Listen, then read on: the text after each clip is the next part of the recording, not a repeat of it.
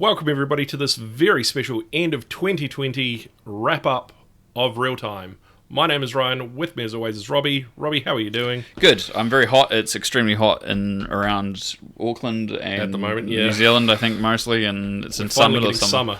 Yeah, and so I'm currently burnt and sweating away. So yeah, I've usually we would seal up this room nice and tight, but with the way it is, we've put the air conditioning on. We've left the window partly ajar, which is probably a stupid thing actually when you put the air conditioning on. But we hear birds chirping, and we don't have Michael Winslow. It's just the outside noise. we're not that rich. We haven't got our funds from Universal with fasten your seatbelts yet. No, exactly. We haven't. We're just trying to get cool enough so that we don't swelter while we sit here for around an hour or so talking about what's happened in the last 12 months. Yeah. Speaking of which, COVID. Yeah, obviously. I mean, that's just dominated this past year. I mean, it's going to have an onflow to this year as well. Well, that's it. That's exactly what I was about to say. Is like the impact is that we've had so less number of movies out that all of them are now being squeezed into like the next 18 months, more or less, which has a huge impact on the number of movies. And so, but the problem is, like, we're talking as if COVID has ended.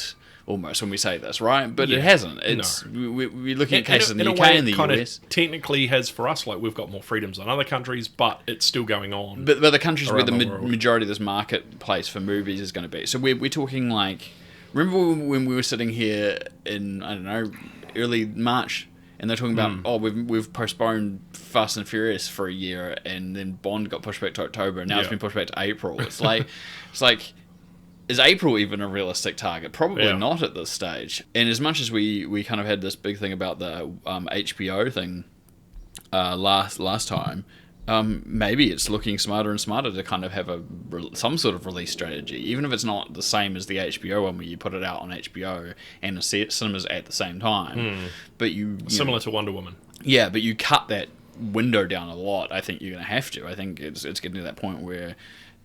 it's kind of a crazy thing, and we're very lucky here, that we can go and see stuff reasonably easy, and we can go out and we had New Year's, and New Year's was normal for people, or what normal is. Well, as close to normal as can be, exactly, compared to other countries. So it's going to be an interesting thing, and I'm as much as I want to say, this is going to have an impact, everything's going to be condensed. I'm still curious as to where we're going with this, because I don't think it's going to be.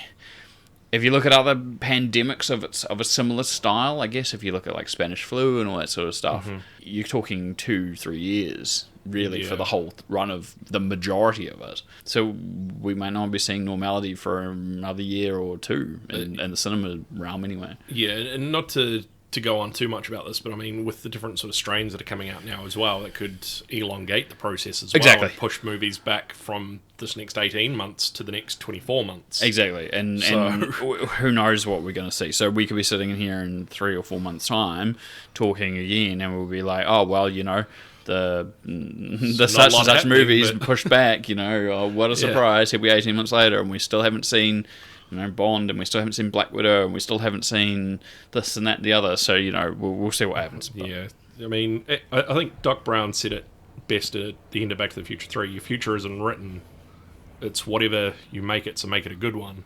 I know that kind of doesn't tie into the COVID, but it's not written so no one can see what's going to happen. Yeah, I get where you're going. Like, it's one of those cases where I mean, but there's kind of there is some truth in that. Like, you've got to make do with what it is. If that means more digital releases, then so be it. It's obviously pissed off a lot of people, and we talked about that last episode. And I think next time we talk for the main episode, we'll end up talking a bit more about it as well, because I know there's been more fallout.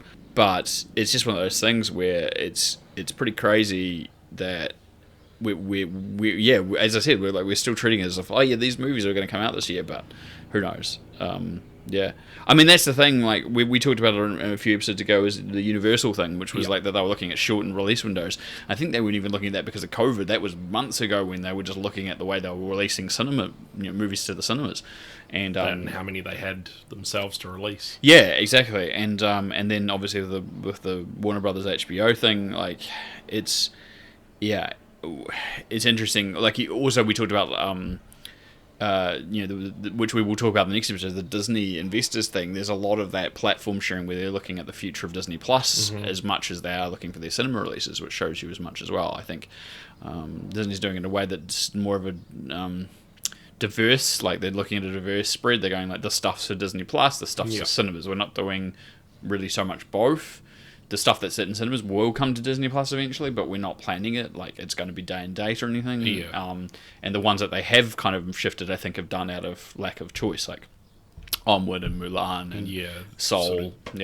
So we sort of had no choice with those, I think. But if they could have had a cinema release, they would have. I mean, in some places they have, and Soul could have waited. Like, I think they went, let's capitalize on it because it's a holiday. It's over the holidays. But you look at Black Widow, and they didn't still hasn't come out. They've gone, right now it's still going to be a cinema release because I think they've looked at it as like all the Marvel films, and if we had a Star Wars film, it's like those things are going to get be on hold. It's set a lot of people off. Yeah, they'd be getting cinema releases. So it's one of those things, I guess. So it's something that's dominated the year. And we could spend the entire hour ahead talking about all the impact in it, but I think it would be, I don't want to say disingenuous, but there are other things we can talk about because I think we've got plenty of time to talk about COVID in the coming months. No, for sure. I mean, it's not like we're going to snap our fingers and it's just going to go away instantly. Exactly. It's still going to be here for X amount of time, so buckle up. Yeah, exactly. And the number of delays and everything too. It's just we haven't heard the end of it, and it won't be for a while. Yeah. I think that one of the things I really wanted to talk about, which we didn't spend a hell of a lot of talking about in the year. We did in the sense of the Zack Snyder retake of Justice League, right? Mm-hmm. But what I've noticed is this trend towards this imbalance between fan demand and director demand for re-releasing the movies in a form that they originally were intended, without the studio interference, without a particular agenda. And I don't know if I like it. I don't know how you feel about it. I've written some stuff here because I wanted to look at this. So just in recent weeks, we've had David Ayer going on about his cut of Suicide Squad again, which he's been going on since pretty much the Snyder Cut thing started up. Yeah. And then Paul W.S. Anderson started talking about how the studio meddled with Event Horizon and he'd love to go and do it. But to finish it the way he'd want to, he'd have to actually get the actors back and shoot them and de-age them. Yeah. No. Like, just what? Okay. And unless he remakes the whole movie. Oh, just silly. And then we just had it recently, but Francis Ford Coppola and The Godfather, but he's habitual recutter. The number of pretty much most of his films he's at least recut once, if not sometimes twice. Ridley Scott's another one. James Cameron, Peter Jackson. They're all prolific, but it's because the studio gave them they had a certain notoriety around them. The studio allowed this to happen, or the film got to an anniversary point and they re-released it, or it was a home video version, like it was for some of them. So they're always mixed outcomes. I think there's no. I mean, personally, like for me, I think the Terminator 2 director's cut is better than the original, but some people go, no, it's worse because it adds these things. I like Aliens because it adds more story beats and elements to it, background. But some people again think that's kind of a little bit like too much. Ridley Scott's Alien director's cut, I think, is actually the better movie. I think still, I know most people agree with that because the few things that it adds in don't distract greatly. They add to the lore. Add to it. You've also got stuff like, I think the equivalent of some of these other ones like David Ayer, and if Paul Anderson has to shoot, is kind of like the Richard Donner cut of Superman 2, where he shot some of it because he was on doing the original Superman, and then he was removed and they replaced him and they changed the movie. Yeah. And the studio eventually, as part of that package, and it was in the mid-2000s, around the time that Bryan Singer was doing Superman Returns, because it relied so heavily into the lore of those Superman movies, the original ones, the Richard Donner movie, and that kind of that background. Because it is supposed to be a continuation from Superman 2. Yeah, exactly. Yeah. So they for those kind that of didn't know. For those that didn't know, there was this interest in seeing what his original intent was supposed to be. It's not complete, but it does add extra footage that hadn't been seen, and basically just has bits to explain the gaps that are in there and uses a little bit of the final film's footage to here and there as well. And it's a mess, but it's an interesting mess. Yeah, and it's with an intent. I mean, some people just look at David Fincher's work print for Alien 3 compared to the final cut. Yeah, but these cases, I feel like it seems like it's a lot, but they're few and far between. When you look at the scale, this is like one every few years. But it seems to be like, because of the traction and how this Zack Snyder versions happened, that people were all of a sudden like, oh, I wish I could see that version of that cut. Oh, wish I could do this one. And this is a special case, I guess, in the sense that the director in this case had the intent of finishing this project. He always did. And unfortunately, there was circumstances in his personal life that meant he had to leave. And then the studio, in order to match a release date, just kind of went in a different direction.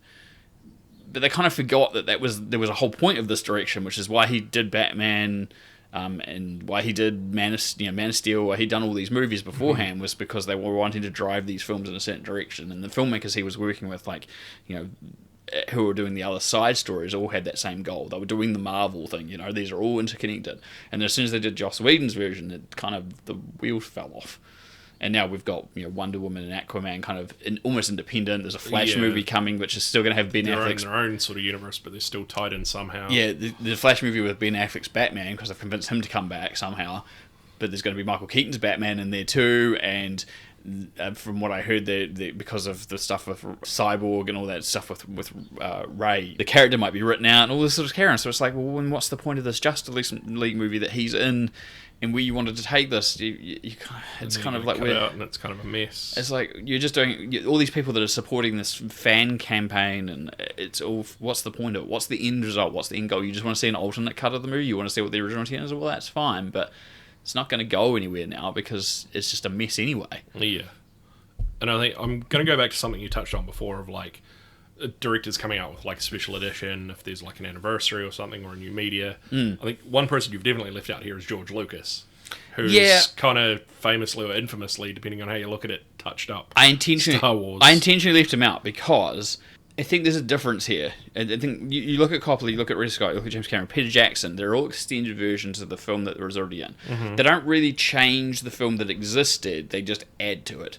Whereas George Lucas is more like he's changing the film you've already seen. Yeah. And while there's little bits added, it's not the same as these. And I think that's the same we're going with, Whereas I think with Peter Jackson, he added an hour to Return of the King. Exactly, and and like James Cameron's films, he adds between half an hour, 40 minutes. Coppola sometimes re-edits the movie entirely to create a new narrative or change the ending, so there's an intent there to change a drastic change. Whereas Lucas is just kind of. He'll change small details. Yeah, he's glossing up the details that he wants people to see. He's adding in a CG to add depth, or he's adding in, a wide shot to establish something that was, in his mind, was always there narratively, but just didn't get shown because the technology wasn't available. The time wasn't able to be spent on doing it. So I think there's a big difference. And it's probably the reason why nobody puts Lucas in that realm of like recutting his films that often, because he just tinkers. He doesn't recut them. Well, that's probably a fair call, actually. So, I'll take that back. No, but it's fine. It's a good point. It's a good counterpoint. Like, is that an issue? Well, yeah, it still pisses people off, right? Like, people don't like... Especially with the different versions that have come out. Yeah, exactly. And then... so I think it's just the same. Why this year of all years? It's like, and it's that underpinning of like ownership. The George Lucas thing is actually a good counterpoint in the sense that there was a lot of complaints about George Lucas at the time, until he sold to Disney, owned those films. They're his to do what he wants with, right?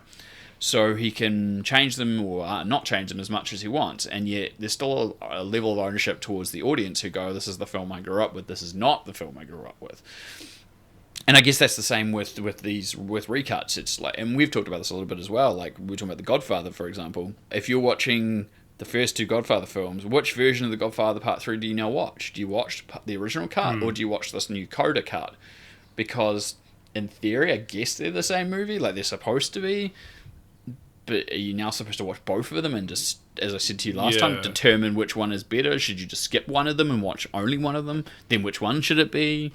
I suppose in a way it's kind of like one of those movies where you watch it and it's got like a cliffhanger ending of it, and it's up to your own interpretation. In which case you'd watch both of them and then you go which one you figure is the best in your mind. Yeah, but that's your decision. But from a filmmaker's perspective, is it because Coppola's recut this recently? Does that make the new cut the definitive version? Like, you see what I mean? Like, if James Cameron recut, Aliens, which one does he personally prefer? Does it matter? Does he actually really care? He's like, it doesn't matter. Either way, you get Aliens. It's just you get an extended version. That's fine.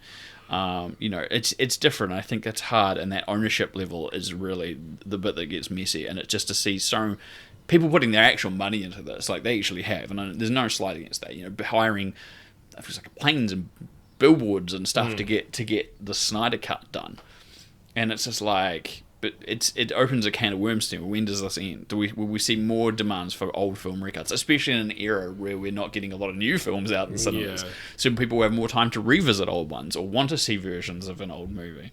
And it's not cheap. Like, obviously, the whole point with the Zack Snyder cut, Warner Brothers is spending multi-millions on getting this thing finished. It's not cheap for HBO Max of all things. So I don't know. It's I just thought I wanted to talk about it because I thought it's one of those things that just kept coming up and up in the back of the year, and we never really sat down and talked about it. But I mean, I've just been rambling for what feels like 5 minutes, more or less. So I'll let you put your spin on it, because it's better that you have something to say.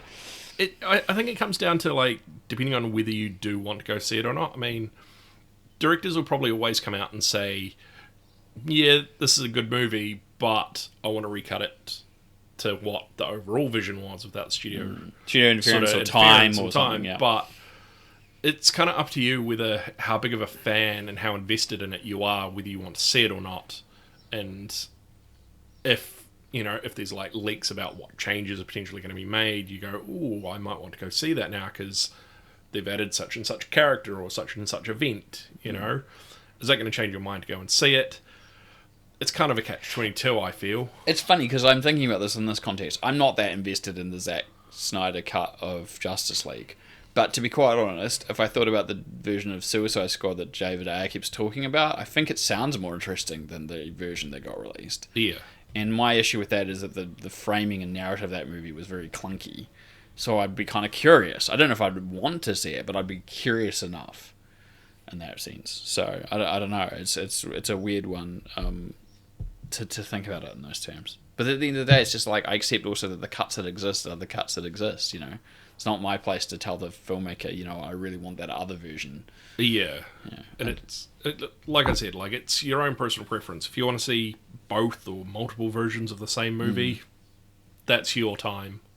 I mean, we're not going to tell you what to and what not to. No, exactly. I mean, and that's it. I think it's what it comes down to. I don't mind. We're not going to say that this version's better than that, but I don't. And that's why I haven't said once. I don't mind fans going out of their way to kind of put their money where their mouth is on this and like try and ask the studio to do it, and we'll try and get tough enough attention for it. But it does also open the question of where does the buck stop? Where does that stop happening? Now you've got all these other directors going, plenty of directors working for studios have definitely not got to do their vision. It's a pretty normal thing, unfortunately. It shouldn't be, but it is. So that means there's probably lots of films out there, ones that plenty of people actually do enjoy anyway, that they had no idea that the studio interfered with this, or this changed, or so much was cut out. And do they all demand it? And it's like, well, no, we don't need alternate versions of everything, I think, is where I'm thinking about this. But you never know. You all of a sudden someone will announce some amazing director's cut of some movie that we're not expecting and go, cool. Yeah. Like James Cameron's going to do yet another version of the first Avatar just to mash it up with the rest of the ones that he's releasing or something stupid. Don't say that, he probably will. Yeah. It'll be like, what are we now? 11 years removed? 12 years removed this year now. We're 11 years as of Christmas last year, so yeah. Yeah, so don't knock it, he probably will. We'll move on. So the more movies he puts out, the less you're convinced of Christopher Nolan's decisions. Yeah, we were talking about this because of Tenet. So this is my thought. I don't know how you feel about it. Do you feel the same? I'm going to ask that first before I put my points out. I kind of feel, especially after my mind's gone blank. What's the Leo DiCaprio one? Inception. Thank you. Especially after Inception. I haven't seen Interstellar, so I can't judge that. But he's kind of gone on and just done a sort of a mindfuck sort of movie experience now. Like, the Batman trilogy was good, and like his movies before that were good as well, but now it's just like, what? It just kind of makes you overthink. Dunkirk was pretty straightforward. Dunkirk as well, yeah, sorry. It was pretty straightforward. But my issues have less to do with the narrative thing, although, so my understanding I just read recently is that Nolan came up with the idea of Tenet even before he did Memento, or around the time he did Memento. So that shows you how long that's been kind of the idea has been gestating away in the back of his head. And yeah, I definitely have issues with the over complexity, especially with Interstellar, especially with Tenet. They're more overly complex than they need to be, I think, in some ways. But it's more to do with Nolan's position on things. Like he's obviously time and time again said about you have to do it in film and all that. And I was like, back in the day. IMAX. Yeah, and do it on IMAX and all that sort of stuff. And back in the day, I kind of like used to agree with him a little bit. But the thing is, now I see a lot of advances in digital filmmaking. And I think, and I saw a documentary several years ago. I've talked about it before, Side by Side, and it was the interviewer and presenter of the documentary is Keanu Reeves. Yeah, and it's about digital versus film, cinema. And at the time, obviously, digital was still a little bit catching up. But if you look at the behind the scenes of, say, like Rian Johnson's Knives Out, like the DP on that.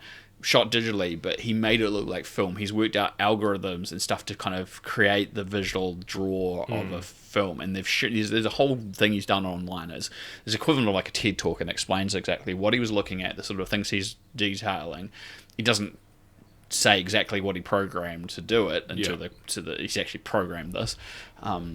Because obviously I think it's partly him and it's his secret, and it's so it's kind of fair, which is fair. And I guess he'll have ownership. And eventually probably he will release the information because he just will. Or someone else will figure it out. Or someone else will figure it out and do it or whatever. But you look at that and you go, wow, it really does ape the things that make film slightly more unique. The way that light is produced and received to the camera is treated differently in digital than it is to printing on film. But you can recreate that look in digital now. And Side by Side had this whole thing about like, a lot of the filmmakers, some of them had been filmmakers who'd only worked with film and moved to digital, and some of them are like not really nonplussed either way. They're happy with both. Yeah. Because and I think this is the end result, is that it's just it's a tool in the box. If you want to shoot on film, you should be able to, but if you want to shoot on digital, you should be able to. But Nolan's so very adamant about only film, and in that documentary which he is in, he comes across like looking like a complete dick. But he has this whole thing as well about his audio mixes. He has, which we talked about with Tenet. It's just like he produces a very loud mix. He doesn't like ADR, so he doesn't like looping stuff. But the irony is he uses IMAX, and IMAX, the noise is loud from the cameras, so you have to loop a lot. But now he uses more IMAX than he's ever used before, so he ends up just filming locations with like a lot of microphones, which gives us like a lot of background noise, which is like what we hear in Tenet when they're on the boat, for example. Yeah. You hear like the birds in the water. Birds and the ship moving through the water, and it's a lot of noise, and you can almost not hear what they're saying. Yeah. And it's like, dude, have you lost sight, like, the point of film? Like, you don't... Like, what the hell are you doing? Like, you're not making this... You're making a very hard narrative film even harder by making the audio so difficult to understand. People will miss stuff. And I read an interview with the guy, I think he did Interstellar, or maybe a couple of his movies. He or maybe Dunkirk, but he didn't do this, but he'd worked on a sound mix. And he's like, oh yeah, this is intentional. It's totally him. He doesn't like ADR, he mixes everything because it's a cinema experience, so it's going to be loud. Yeah. That's the way he likes it. That's just how he is. And it's just like, okay, I get the auteur theory and like you do what you want to do with the film, but you're also wanting to make the studio money and you want to be not a dick. So like maybe ease up on the sound, maybe realize that while you're happy to shoot on film, it's not a crime if other people don't, because you make it sound like it is. Yeah, he's kind of picking himself into a corner by saying that film should be the only way to go when yes, it does kind of look better in certain films, but it's not the be all and end all. And as I said, it can be a tool. And the other part of it to me is just this whole thing with the cinema thing. Like, he's very outspoken about the Warner Brothers thing, and he got to release his movie in cinemas in the middle of a pandemic, and that's great. And he has a lot of clout, but he shouldn't mistake clout as like continued success, because it makes like I didn't like love Tenet, but I didn't hate it either. I thought it was fine. It was a good movie, but there are plenty of people out there I've talked to that are just like, it was confusing, I didn't enjoy it, I found it quite dull, And I mean, we talked after we saw it, it took me like a week to still even process some things. Yeah, exactly. And if you blink, you miss it. And it's just like, dude, cinema should be fun and enjoyable, not complex to the point where it's frustrating to people. Like, I get the idea that cinema can be different things to different people, don't get me wrong. But it feels like you're battling against your audience. Like, you're abusing them with the audio that's so loud that they can't understand. You're making plots that are probably too convoluted for their own good. You've got high concept ideas and hanging a narrative around them. And I feel like also once he stopped working as much with his brother as he used to, the narratives have only gotten more dense. And I've talked about this with Quentin Tarantino, but it's like almost there's nobody around to say no to him because he's gotten that big. He's got free reign. The studio doesn't rein him in really. There's nobody answering his questions, and all the people that are working with him are just saying, "Yeah, that sounds great. Let's just do it." Like this audio guy who was talking about his audio being loud, they actually asked him, "Do you think that like you would advise him to like pull it back a little bit?" He said, "No, that's what he wants. He's the director." It's like, dude, your job is the audio supervisor. Like your thing is the audio. Like you have the right to say to the director, "Hey, we may need to pull this back a little bit just to make it clean or like more understandable. It's a bit too loud." You don't have to say, "Yes, sir, that's exactly right, sir," when your job specifically is to mix that audio correctly. Like, and I think one thing with Nolan films as well, like he just really likes those loud blaring horns as well.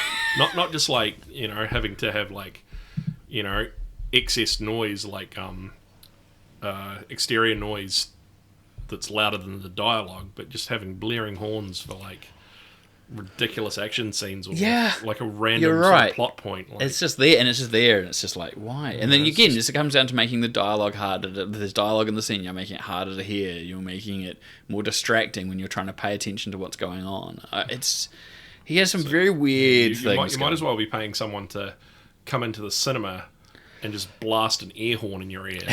That's how I feel sometimes. You know, just in the middle of the movie, just that's what it feels like. It's about as distracting. Yeah. I mean, yeah, you seem to share some of the same sensibilities as me. Maybe you're not as irate about it as I am.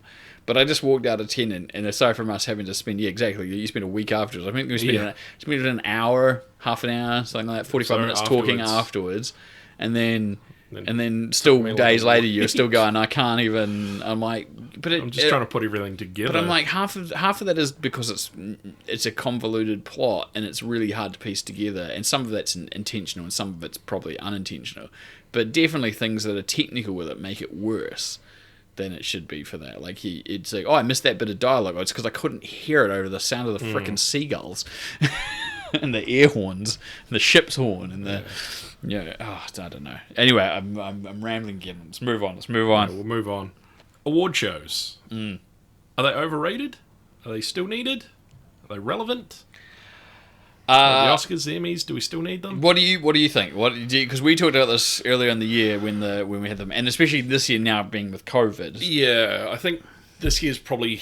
Well, it's not going to be 4 or 5 hours long, however it is. They have the pre-show as well. The technical ones, and then they have the main. But I mean, it's not going to be as long because they don't have everybody there. Obviously, so it's going to be like the Emmys, where it's all digital. Pomp and circumstance. Yeah, can't be at the event. Definitely not. And it's been pushed back too. Shorter, pointing out. But I mean, this year's Oscars are going to be a lot different because I mean, I think. Did they have them last year? Or they had them. They have in the early stages of COVID in the States because they're usually around February, March. Yeah, about then. Whereas this year it's been pushed back to April, which is kind of closer to what it used to be. It used to be closer to that time of the year. Yeah. I don't know. We've talked about like missing categories and all this stuff, but I'm just like I feel like the older I've gotten, is this old man jade, being jaded, like. That they seem less relevant. That there's a popularity contest, and sometimes things shouldn't win that do, and sometimes things do win that do deserve it. Like Parasite won last year, great, perfect choice, awesome. But like other years, you'll get something you're like, what the hell did that win? How did that win? Yeah. And then is it that important? Like, especially in an age where we're lacking cinemas, like, it doesn't matter. People are just going to watch what they want at home. And this goes back to the whole, when they were trying to exclude, like, Netflix films because they had to have cinema releases. Now you can't even do cinema releases. It's like... I kind of feel like, going back to the missing category segment, I think it shouldn't... How do I put this? It shouldn't really be a thing until, like, all sort of categories are included. Like, I mean, you go back, 50, 60, maybe 70 years? Women weren't allowed at the Oscars. It was predominantly a man's dominated sort of thing. But this is the same thing we talked about. There's no casting, there's no stunt awards, there's no like things that are still relevant to most films are not included. It's only in recent years. I mean, last year, the film that won the Best Picture is the first foreign film to ever win it, I think. Yeah. And they changed the foreign film category to international picture or whatever it was. So it's like, it's just... Yeah, they're just becoming a mess of themselves by changing the names of categories. Well, I don't mind the change. I don't mind the change, but it's just like you need. I think you need it. The whole thing needs an overhaul. I think this is the point. I think it's not just change this little bit, change that little bit. It needs to be looked at. And it kind of comes back to the question, is it still relevant? Is it important? How do we move forward with it? Obviously, people like giving awards, and there is a certain prestige to those awards that are given, that you put on your promotional material. Best Oscar-winning actress, Oscar-winning film, won 4 Oscars or whatever, including best screenplay or whatever. It's there's a certain thing to that, I'm sure, from a marketing perspective, but like... as I said, I find myself less and less interested in the point of it because just the way the industry is. It feels very one-sided, and it's not even that I'm like bitter, a whole bunch of films I really thought should have won. It's I just don't even care. I don't know. Yeah, I mean, I think I'm sort of like lost interest in the last couple of years. I mean, I used to watch it when I was younger just because, it was sort of a big deal. And then, when I was, again, in my, I guess, late teens, early 20s, like, I didn't really watch it unless I had, like, the day off from work or something. Just had the opportunity. Yeah. But it wasn't until I came up here to Auckland to film school back in 2017, like, I sort of got more back into it. But you were doing a thing at the school where you guys were trying to guess the award winners, so they probably kind of invested you a little bit. A little bit more, and it kind of got me back into it. But now I'm just kind of like, I don't really care anymore. Like, it's just 5-hour shows of who can dress the nicest. Or the weirdest. Or what awkward or funny thing will happen. Yeah. We're looking at you, Trey Parker and Matt Stone. But I mean, it's like what we talked about with the Emmys that no one watched. I mean, the viewership, I think, for most of these awards is kind of either continued to dwindle or kind of plateau, and obviously less people were publicly invested in it. And then it's like, well, it's really more about the industry inwardly, then doesn't need to be publicly broadcast. It's not really that important. Then I guess it loses its appeal because, like, why would famous people turn up to the awards if it's not that important? You know what I mean? Like, they're like, I'm not going to bother turning up to the Oscars. It's not even on TV, and I'm probably not going to win. So, even if they do end up winning, they're just not going to care. Like, it's kind of it's self-fulfilling. It needs certain things to keep it going in order to be relevant and interesting. But I think this comes back to my whole point. It's like, I think the whole thing needs using COVID as a perfect time to reinvent the wheel with it, with the award show, not just the Oscars, but just like, because the Grammys are changing. The Emmys will probably be very different this year as they were at the end of last year. So, and I think if there is more of a loss of public interest, then I don't see a problem with having it behind closed doors and still putting it up on like your posters and stuff, because that, like, if people are really invested and it's not on TV, they'll find a way to find out who won. Like, it'll be published on like Oscars.com or something, or I mean, part of it might Hollywood be Foreign Press or whatever. Yeah, part of it might be also the fact that obviously people watch stuff more in bite-sized chunks a lot, and they're used to watching stuff at their own pace and their own time. So maybe there's also less engagement with people sitting down to watch a 3-hour award show and 1 or 2 hours of pre-show, than just watching a highlights or picking out the categories they want to see. Like, I really want to see who won Best Actor and Best Actress and Best Picture and Best Director. That's all I care about. And so they'll look for those bits online, or they'll just watch the highlights.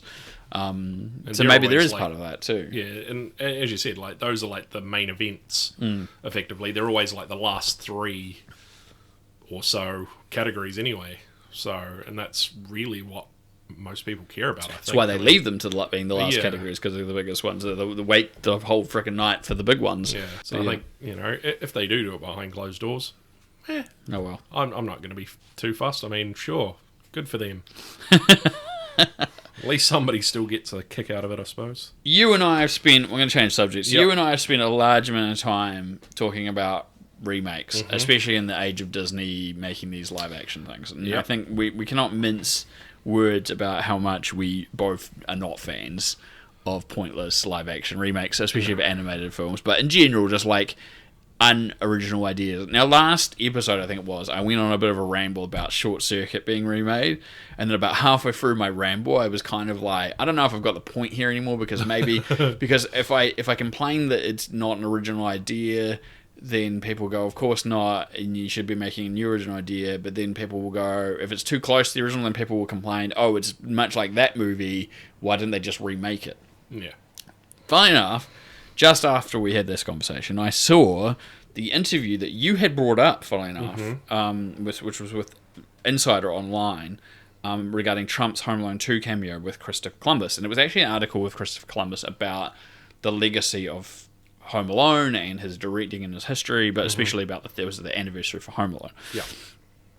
So he made this comment, and I want to read it out. I haven't given it to you because I thought it would be easier than seeing another big chunk. But you'll see where I think it really well summed up the thoughts of what I was having that I was struggling to express last episode. End quote. It's a waste of time as far as I'm concerned. What's the point?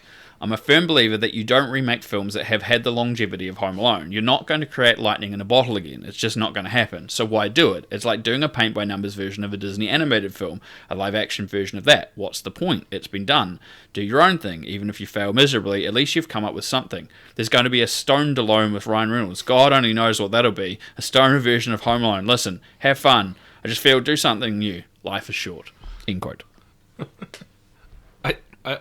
Sorry, I'm just going to jump in that. The Stoned Alone with Ryan Reynolds. I don't know if it'd be him. It'd probably be more Seth Rogen and James Franco. Oh, God. Well, he was attached to that movie at one point. Oh. I don't know if it's still going ahead. But anyway. Yeah, exactly. But and so obviously this is in regards to Disney. He was asked about if Disney had approached him about the remake of Home Alone that they wanted to put on Disney+. That's it. I mean, that's to me is a nutshell. Like, it's fine and good to say, okay, yeah, we're going to remake this. And you and I have had these rambles about how pointless the live-action remakes of animated films are when they're pretty much one-to-one or close to one-to-one. They're just, you might as well just watch the original. They exist. But that lightning in a bottle comment is so relevant. It's like, what made those movies popular in the first place? Why is the point of recreating it? Can you recreate that success? Disney did it on a financial basis for Lion King, for example, but definitely not on a critical basis. I met very few people that have said, oh, well, I really enjoyed that more than the animated original, or it was the best version.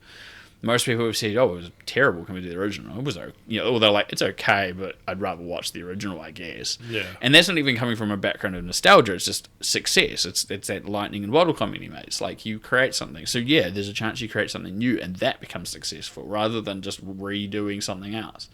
I mean, I made the comparison last time, Short Circuit. I mean, in a lot of ways, Neil Blomkamp's Chappie is not too unremoved from something like Short Circuit, right?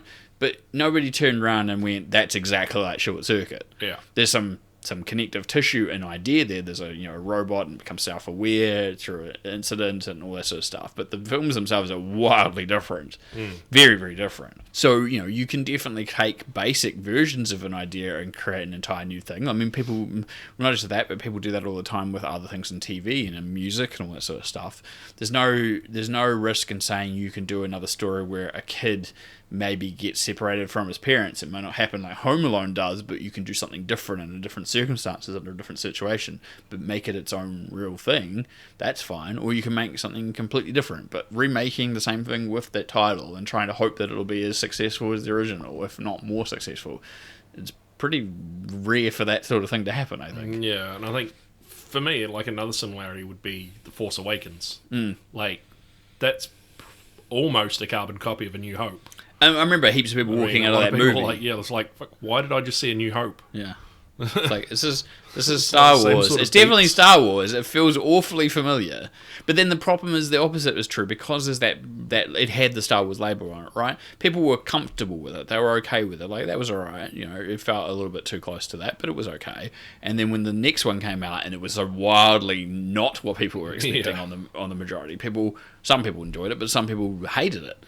And it's just like, and this is what I've talked about before, what is Star Wars? When we took the Star Wars special that we had, it's like, what is Star Wars to people, and what's the relevance of that? It's like, the same thing kind of applies when you're remaking something. Like, if you want to remake it, they're going to hedge their bets on playing it a little bit safe, because they want it to be close enough to the original, but they don't want it to be like 100% exactly the same, or else what's the point? And so you have to make these deviances, but they can't be too much, because it might upset people. Yeah, you don't want to go off too far. But I think the difference when you're making something that's already a live action and making a new live action thing, there's definitely been remakes. You look at the remake of Psycho from the late 90s compared to the original, and it was like, what was the point of remaking Psycho shot for shot exactly the same and making it worse? Yeah. Like, what was the point? There was no point. There's a difference between that and having an animated film and putting it into live action, and then you can variant it a bit. I guess it makes sense on paper, but I still have the same problem. You can just still watch the original animated film. There's nothing stopping you from doing that. So I don't know. It's not going away. That's the problem. No. We're in this age where it's much easier and much cheaper for studios and for creatives to go with something they think has a chance to happen, rather than risk something that they don't know what's going to happen with. It's too new. It's an IP that's going to fail, as opposed to an IP that's already got an established brand. It's already got potentially an established audience, or an audience that's going to take their kids along to it, or whatever it is. So yeah, I just think like remakes, recuts, Lego sequels we talked about as well. Yeah, like they're just those sort of things that just aren't going anywhere quickly. They're going to hang around. But we're talking about it as if it's new now. But I talked about Lego sequels. We're going on more than a decade with some of these things. Like Tron was a perfect example. We talked about it. Tron is called Tron Legacy. It came out in 2010. So like it's not exactly a new concept, but it just seems like I feel like it's speeding up. If that makes sense. Does that make sense? Yeah. Anyway, we'll move on. Highlights and lowlights of the year. Yes. So we'll move on to that. Should we go down the list, or we can take turns. We take turns. So Tenet, highlight, lowlight for you? It was alright. As I said before, it wasn't my favourite film, but considering the cinema going experience, I've just remembered something I was supposed to put on this that's remind me, so I'll add it to the list. Now with us as well. When you talk about the fact that we didn't really get to have this cinema experience much this year, Tenet was a good cinema experience for us. We were lucky enough to go see it at IMAX. The other thing that I didn't put on the list was Bill and Ted Face the Music. Same thing. It was great to be able to go to a cinema, have a laugh, enjoy a movie, much like Tenet, as much as we just moaned about the audio and Christopher Nolan potentially being a dick. Like, it was an experience, and it was worth seeing in the cinemas, and it's something that I won't take for granted that not everyone had the chance to do. Yeah, not to sound braggadocious or anything, but no, we actually, it felt good to get out of the house to see a movie in a cinema. And on that level, it's a highlight. It was a highlight to see a spectacle film on a large screen and enjoy it. It may not have been the best movie in the world, but it was still worth the experience, and I still enjoyed it for that. And I didn't hate the movie. I just didn't love it either. It's not on the scale of Nolan. Take your mind off what's happening in the world for the 2 hours or whatever, 2.5 hours. Yeah, that's exactly. For you, Tenet, similar thing?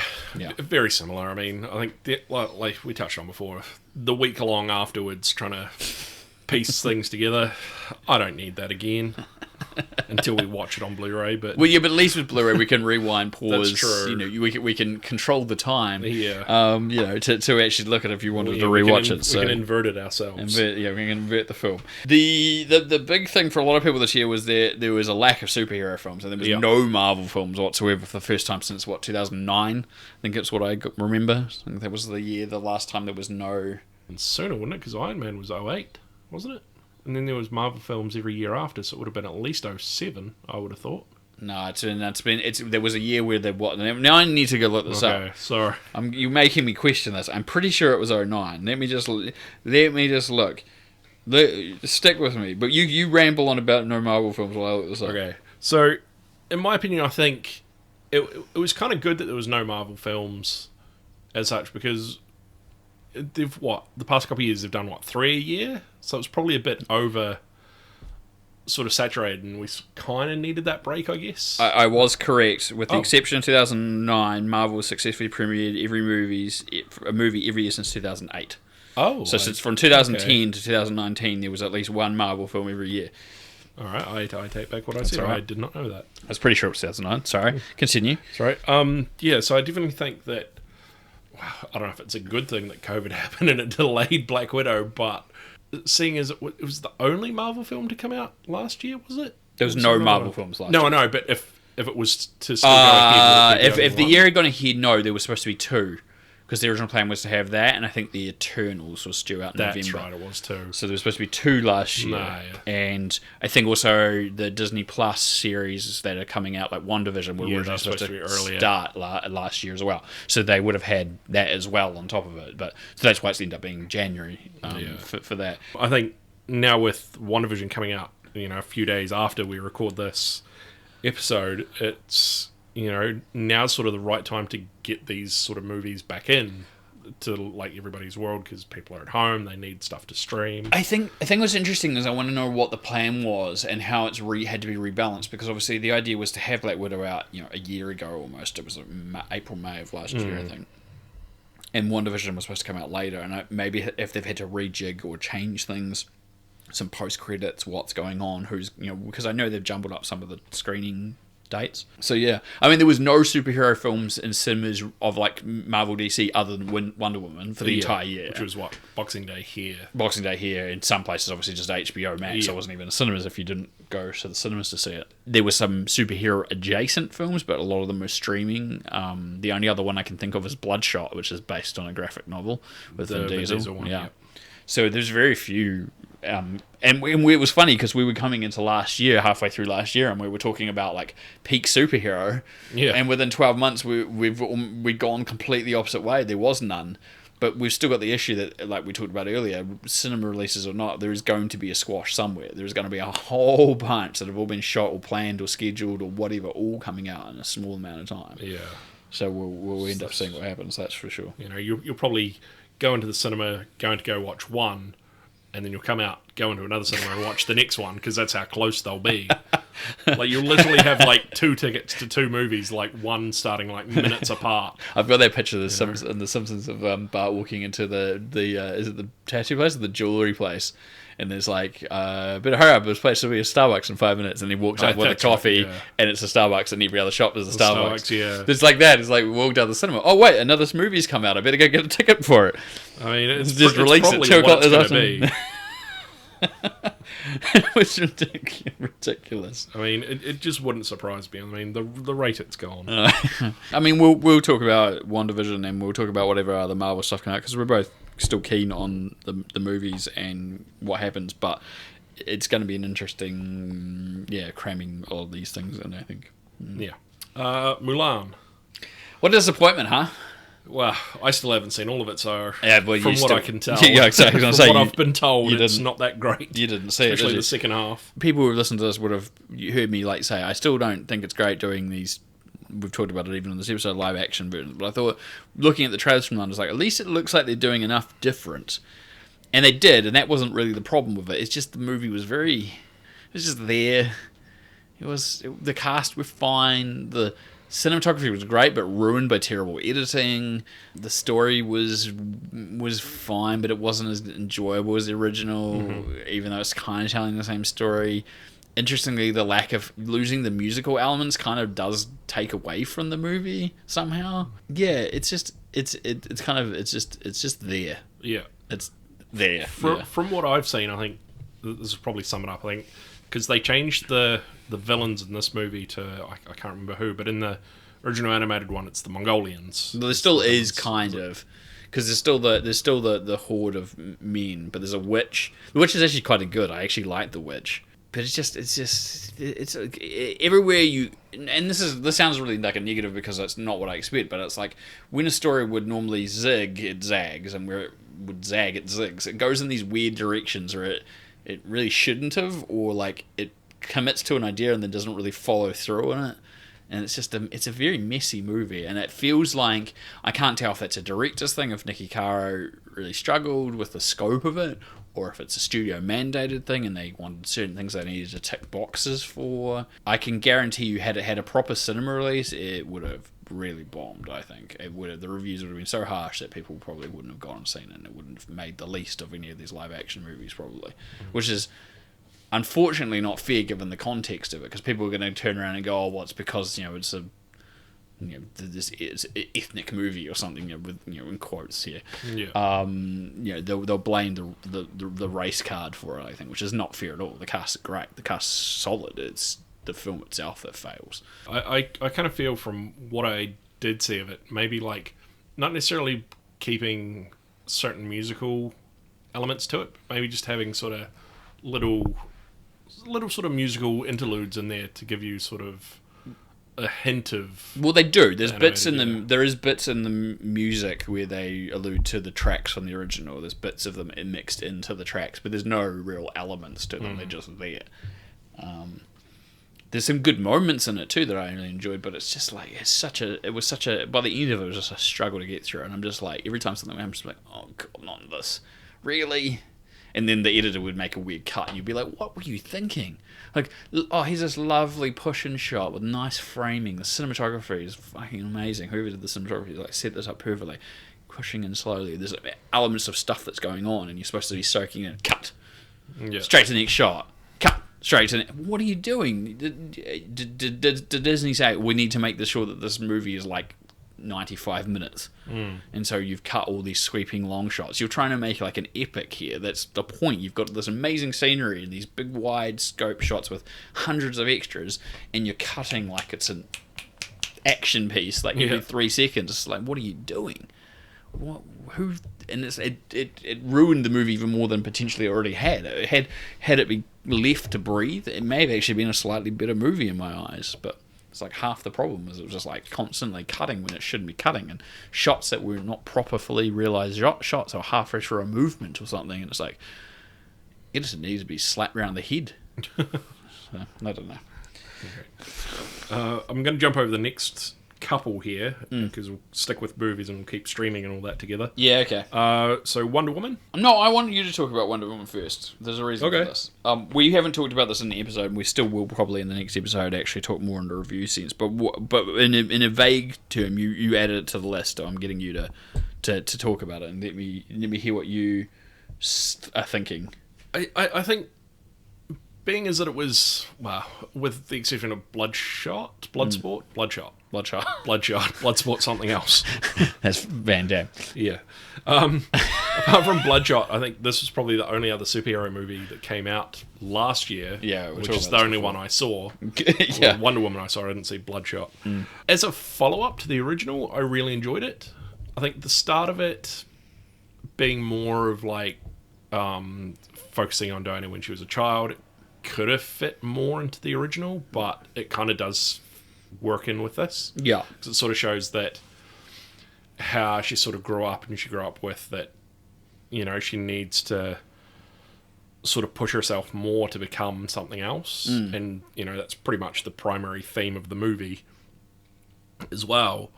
But there were just certain elements, like, there's some things in it that I'll probably review up more in when we do a proper episode, but I don't know, it just, something about it just could have been done better to me. And I think it probably comes down to some of the characters, but it was an alright sequel. I'm just gonna, so it was a middle of the road for me. So it wasn't good, wasn't bad, it was just there. That sort of thing. It's a fair call. Yeah, I think I felt the same. I think Gal Gadot was great, but for the title character, she wasn't really given a lot for the story. Narratively, it really was forced, the narrative kind of to put together a reason for the villain's plot, plus bringing Chris Pine back in a way that made some sort of sense. Kind of felt a little bit forced in places. I think Pedro Pascal was the only person who knew the movie he was in. Yeah. Because he chews a lot of scenery, but he brings the emotional weight when he needs to, and it ends up being more of his movie than it ends up being anyone else's movie, I think. I think the CGI was not the best. I felt it was floaty and weird in a lot of places, and I did love some of the action scenes, but there's literally like 4 to 5 total in the entire movie. There's not many. I don't get the point of setting it in 1984. It doesn't really change anything about the narrative. There's obviously a subtext to greed of the 80s in there, which you can kind of put through with the businessman and the oil tycoon thing with the 80s, and maybe a hint at an Orwellian control kind of thing with the way that it kind of plays out. That's also obviously a very 1984 reference kind of thing. Yeah. But it doesn't really change anything, and once you get past that opening sequence with the mall, it could be set anywhere, really. Yeah. I mean, the only thing to really elicit that's the 80s is when Steve Trevor's trying on after that clothes. After that it could be Wonder Woman 2052 for all I care. I mean, it doesn't make a huge difference. There's still people fighting about oil now. I said this to you, but Kristen Wiig's character is just basically Michelle Pfeiffer as Catwoman in Batman Returns, right down to she's got the natty hairdo and the glasses, and then she immediately gets glamorous and becomes this character, and then sort of becomes Miss Popularity. Yeah, exactly. It's like really similar, and I'm like, I really didn't like that. And funny enough, after I made these comments, I just saw memes all over the place about like prop departments. Get her some glasses. We needed to make it look nerdy and disheveled. And it's just terrible. That's terrible writing. It's just bad writing. Yeah, it just didn't come together for me. And after the first one being such a good movie, it was kind of disappointing, I think. So yeah, I'll talk more in the next episode anyway for a proper review, because I can probably break down some more of that, knowing me and my rambles. One of the trends this year, and it's kind of not just been this year, but it's been a couple of years, and obviously even with a number of movies not coming out, there's still a lot of trailers for them, is the way that trailer music has become homogenized. It's one of those things where we go through these periods. Like obviously there was that period, kind of Social Network trailer onwards, where you had these musical pieces that were like covers of popular songs. There was a few years ago the diegetic music, where you use a famous track but you use sound effects to kind of fill in beats in the music and blend the two together. We've talked about recently, I think, trailers where they've been remixing songs and covers of songs in a very weird fashion and putting them into trailers. Yeah, there was a lot of that last year, and it's still using popular songs, and it's just, I don't know what it is about it. It's been really grinding my gears a lot lately. Like I just go in, it's like, oh, this trailer's playing. Oh, look, right. We're no longer creating scores for films in and of itself. Like if you've looked online and people talking about how too many movies use temp soundtracks in their edits, so they use the same type of music again when they just get someone to basically cover the type of music they've already heard from other movies. We're doing this with trailers too. We're no longer creating sounds for trailers. We're just using an existing music or a cover of something and trying to edit it in an interesting way to gain traction. But it's just like, we've been doing this for over a decade now. It's like something new has to happen. We need to stop getting into this rut of trailers.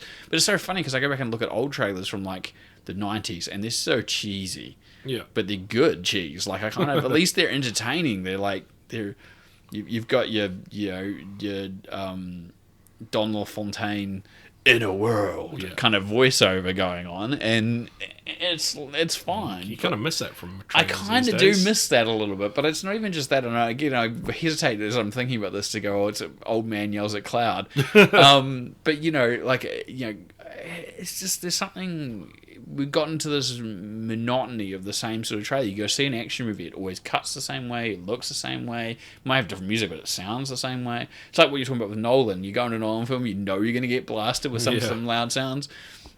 You see these trailers and you know exactly the structure that's going for. You know what it's going to sound like. It's like how... it's very rare that I see a trailer these days and go, well, that really makes me want to see the movie. It's more like, oh, that's just looks fine, and they're probably hiding stuff from the movie with it, or they're just trying to make it look like this other type of movie, or what I expect. And I think that's probably part of it too, because lots of people, I mean, I've read those reports online, people like spoilers for their trailers. We've talked about this before, that trailers shouldn't have spoilers on, but somehow they do. But apparently that's what you get people into the theatre, if you put some spoilers in the trailer, so people get invested and are interested and want to know what's going to happen, or can predict what's going to happen. So too is the pace of these trailers, I guess. You put them in a comfortable format, put together the romantic comedy trailer. This is definitely, within a few seconds, oh, this is a romantic comedy. To the action, oh, this is an action. Yeah. You can tell what that movie is immediately, and I don't know. It's been one of my bugbears for the year, so I think it's a low light for me. What about you? I mean, most of the time you've watched trailers have been for the episodes that we've been doing, I would say, mostly. And do you feel that same thing, or do you not give a shit? You're probably like, this is pointless, I don't care. I don't know. Like, I think you have touched on something there. It's that some movies these days are putting too much into the trailer, in which you sort of go, that kind of looks as though it gives away part of the plot. And then you go and go, the trailer did give it away. And you're just sitting there fucking depressed and you sort of know what's going to happen. The worst thing for that, for me, is when they show something pivotal or hint to it. So let's use Wonder Woman as an example, right? So though the first trailer that came out, I think we both really liked. That trailer was really good. And then we saw the next trailer, and remember how we were talking about, like, they blatantly just showed Cheetah, like, in full form. And I was like, why didn't you just, like, have a hint? Eyes. Something. Because you hint at something, but you won't set up expectations. Now I know at some point Wonder Woman's going to wear golden armor and she's going to fight with Cheetah at some point, and it's probably going to be in the last act of the movie. So I'm sitting through 2/3 of that movie waiting for that scene that I know is going to happen because I saw it in the trailer. Whereas if you put the eyes in there, I would be like, ooh, okay, so Cheetah's definitely in this. That's okay, but I don't know what's going to happen with that character. Yeah. Are they going to fight? Is there going to be a redemption? Is she going to end up being the true villain of it? Is she not going to be the true villain? Like, there's all these questions that I would put in place. And I think a good trailer would get you to ask questions and get you interested that way than telling you exactly. Yeah. But obviously I'm in the minority, it seems, because the majority of people, according to the internet, want spoilers in their trailers. Yeah, it's just one of those things that, people want to be spoiled, then... spoil them. But, if there's other people that don't want that, then you need to sort of find that right middle ground where it spoils enough, but it doesn't spoil too much. My argument for a lot of people is like, if you see the first trailer and you don't want to, and you definitely want to see the movie, then just don't watch any other trailers, which is great an idea. But if you go a couple of years ago, remember when I went and saw, tried to go see a movie on average every week? Yeah. I could not avoid the trailers if I got there, unless I went there late. Yeah. So all of a sudden, I might be able to time it right. I'd have to time it right. So all of a sudden, I might be able to not say there's 3 trailers for a movie, and the first one's not very spoilers. It's enough to announce the movie, show a little bit. I'm like, cool, that's interesting, going to see it. But then there's 2 other trailers for it. And I'm trying to avoid seeing those other trailers. Yeah, especially the more in the year you go, you'd get an updated trailer. Exactly. And as you get closer to the release date. Yeah. So all of a sudden, I'm going to other movies before this movie, a couple of weeks before this movie's come out. And all of a sudden, that trailer that I've been avoiding for like a month now, all of a sudden just screens. And I'm like, okay, cool, now I've seen it. And I could probably put my t-shirt over my eyes, or cover your ears, cover like my Mr. ears Bean with the popcorn and yeah, exactly. But should I have to? Can you just plan your marketing better? Can you put some sensibility to the idea of hinting at stuff and not blatantly showing stuff? Can we make more trailers that are trailers for themselves? Like, I think some of my favourite trailers that ever existed have been self-involved trailers, like the Terminator 2 one, the Spider-Man one that they had to pull because of 9/11. But they were like mini movies that gave you a theme and an idea for the movie. And I think more marketing should go around making these little mini events. If the idea is creating excitement for movies, then don't just do it by showing exactly what you're going to go see. Give us a taste of what it's going to be like, rather than just what it is. But, could be a lot worse. It could be a lot worse. I say all this, but I mean, you could literally just, as you said, we're watching the entire movie in a trailer form. Yeah. And I've definitely seen that a few times. So. We'll move on to the streamings for the year.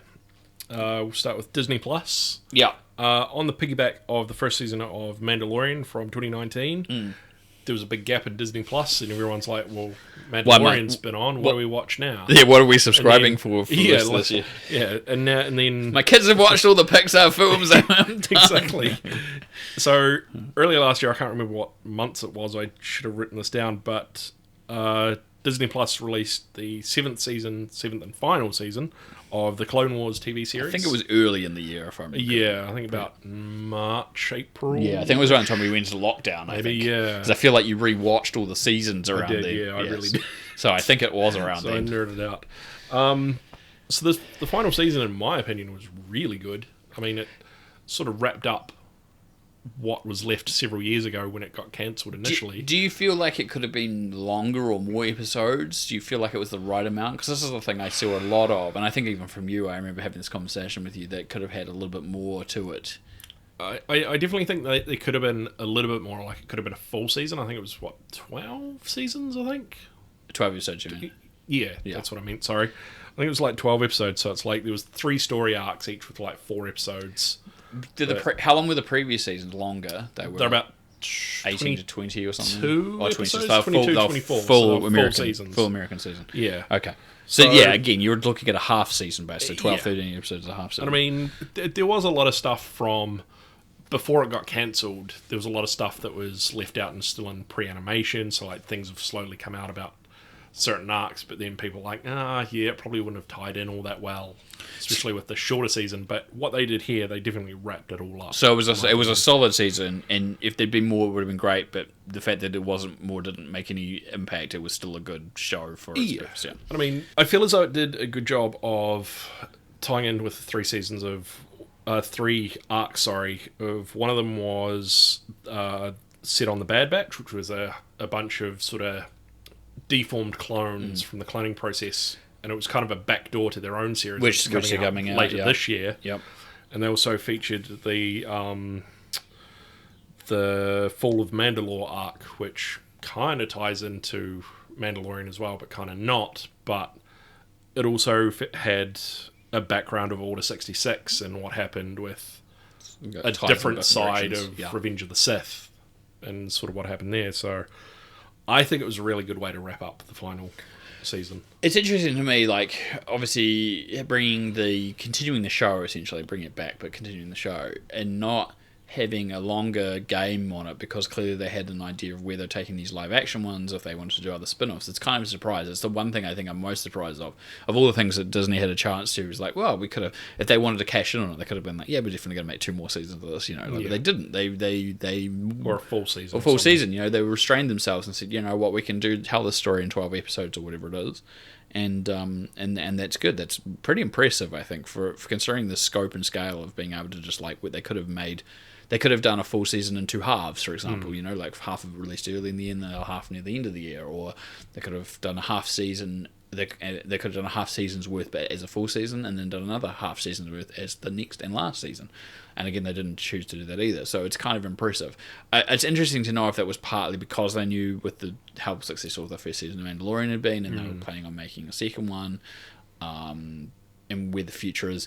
Obviously, and we haven't really touched on it here, and we won't until the next episode, is just how much they're invested into the future of Star Wars products and shows, because there's a lot. Yeah. Let's just say there's a lot, and we will talk about it next time. But it's interesting, and I feel like maybe that's just part of that plan. They knew that they needed to finish this to tell that story in that form, and then they were going to tell other stories elsewhere in other forms, and that was the idea, I think. But I'm glad you enjoyed it. I heard nothing but positives, throughout the entire thing. No, it was, very well received, although much to the dismay of some people, being a shorter season and not as much. But, with what's coming out this year, which we'll touch on in our next proper episode, it's kind of understandable why it was so short. I mean, I guess the other flip side of it, and we won't, again, spend too much time because we'll probably have to talk about this, I think, in a full episode, but The Mandalorian as well was a relatively successful second season, and it had some pretty good surprises, and you were quite happy with it, more so than me. I know that I wasn't disappointed, but I just know you were such a huge fan.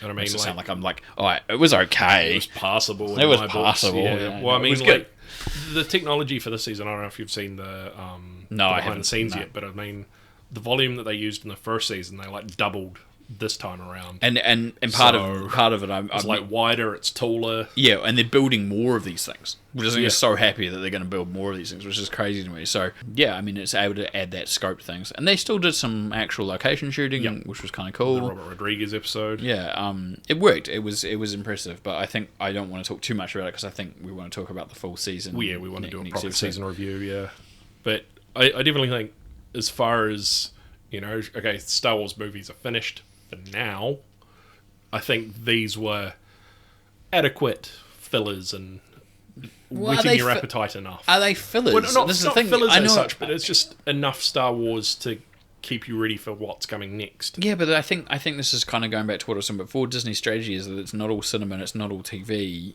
or streaming, really, but it's both, like, it's not about one being inferior or superior to the other. It's just about that varied experience. This works because it's an episodic series. Clone Wars works because it's an episode. But a film is a film, and if you go see the film at cinema, it works as what it is. You go and sit down in a cinema for 2 hours. I think that's it. They want those experiences to be those experiences. A cinema experience will be the cinema experience, and it will come home eventually, like everything will, but if you want it in its full glory, you'll go see it at the cinema, if you can. And the home stuff is not any less important because it's not at the cinema. It's just... it's crafted for that home experience where we release an episode every week, or it's that episodic storytelling that just works as a TV narrative like TV always has, kind of. So I know you misspoke. I know you didn't mean it in that. It's filler, it's not. It's just it's just a different viewpoint of things. Looking at how it's enough to keep people fed. Yeah, it's people invested into the universe, regardless of how that form comes. Yeah. I guess on the opposite side of Disney Plus, we were talking about Netflix, but I didn't really want to talk too much about Netflix. What mostly I think you and I probably really want to talk about is just Cobra Kai, which didn't even start on Netflix, but it absolutely dominated Netflix last year. So has, and I mean this third and final season, you can tell they've definitely had Netflix money. Yeah, there's definitely Netflix budget going on this, so throwing extra money at it. I don't know what money they had for the first 2 seasons, but. It was alright. You can definitely tell it's a change for the third season. It's not like visually it's changed or thematically it's changed. It's just what they can do with it is changed, and that they can actually travel to. Should I say where they travel? This is in the trailers that we can talk about. Yeah, all right. Yeah, so they actually travel to Japan. Yeah.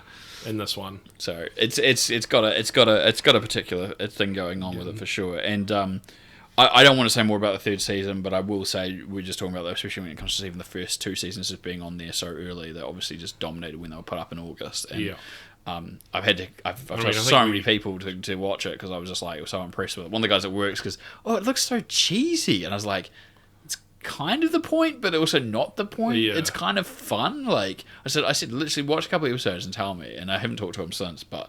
Like he watches everything, and we were talking about how people have different tastes. I said maybe you won't like it, but I said give it a chance because when other people was were talking about how they'd seen it, they were like, yeah, it's really good. Like, and they were like, oh, if both of you are saying it's good, maybe I should check it out. So because I think we talked in a previous episode that it dominated however many million views in like the first week or something. Yeah.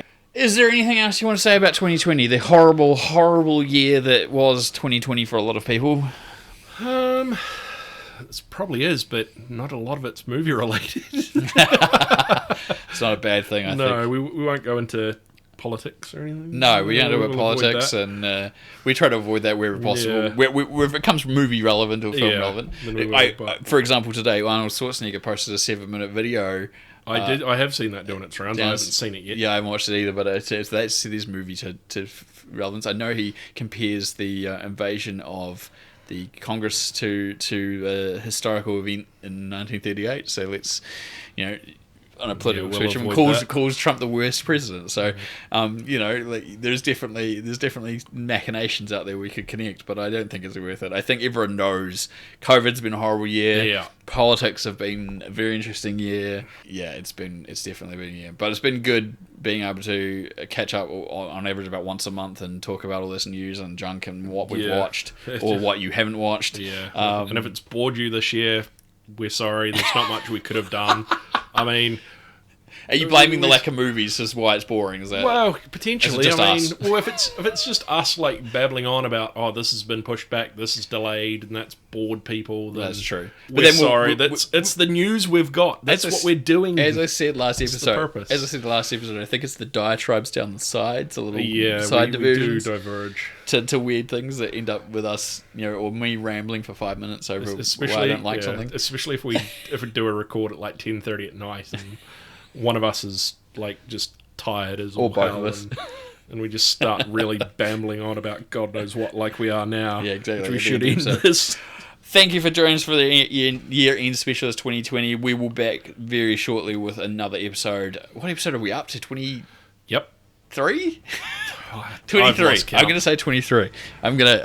Should I dub it? We need to look. I should have 23, 24. Just in case. I think it's 23. And it's actually 22. No, we did 22. I'm sure we did 22. Because we had the 22. I said you couldn't do Jump Street because we didn't do it. Oh, that's right. So it's definitely the 23. Pretty sure it's 23. 23. All right, Episode double check. 23. Please push 1 now. God, what? Diatribes. Yep. Yeah. Yeah. If you've stuck around this long and you've just lost it like we have, Thank you. yeah. And enjoy the rest of your time, whatever you're doing for the rest of your day. Thank you for listening to us. We will be back, as I said, with the next episode very soon. Thank you, Ryan, for a wonderful year. Thank you. And we will see you next time. Thank you, everybody, for listening. See you.